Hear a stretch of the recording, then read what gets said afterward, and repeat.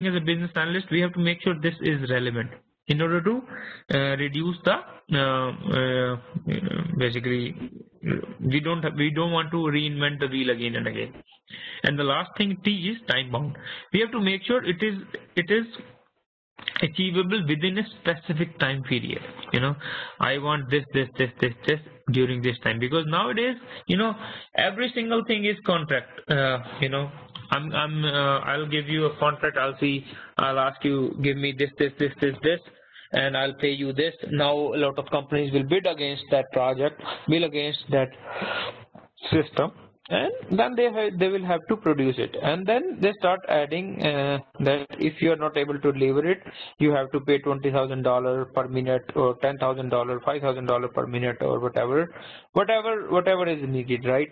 So nowadays a lot of projects are going towards bidding and all that. So companies are very much cautious about it, what requirements they are getting, and is it up to the standard, is it putting us in a in a wrong spot that we are liable.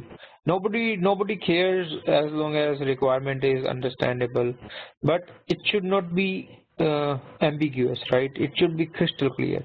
How it should be crystal clear? It should be a smart requirement. You have to make sure it is specific, it is measurable, it is achievable, relevant, and time bound. I mean, we all work based upon a project plan, whatever the plan we have. So we have to make sure it is time bound. Even if we always try to provide estimate, and we have to make sure our estimate meets our expectation.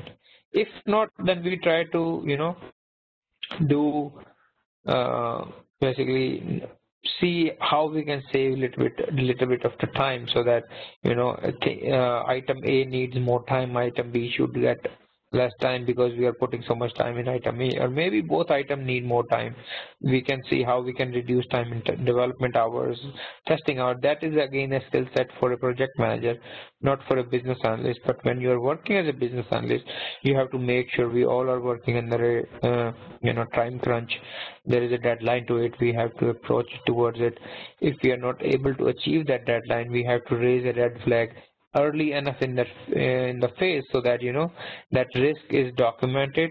Someone is working on that risk. Well, let's take an example. You are someone is asking you to create a drawing, but you don't even have a drawing tool.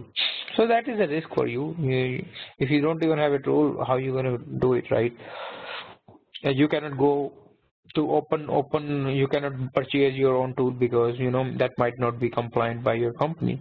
So we have to make sure, that's just a very silly example, just want to make you understand that what time bound is, why we all are working under a one certain amount of time, and how should we raise it. Because nowadays, if you go on a project, if you're not raising the red flag early enough, that means something is wrong with you.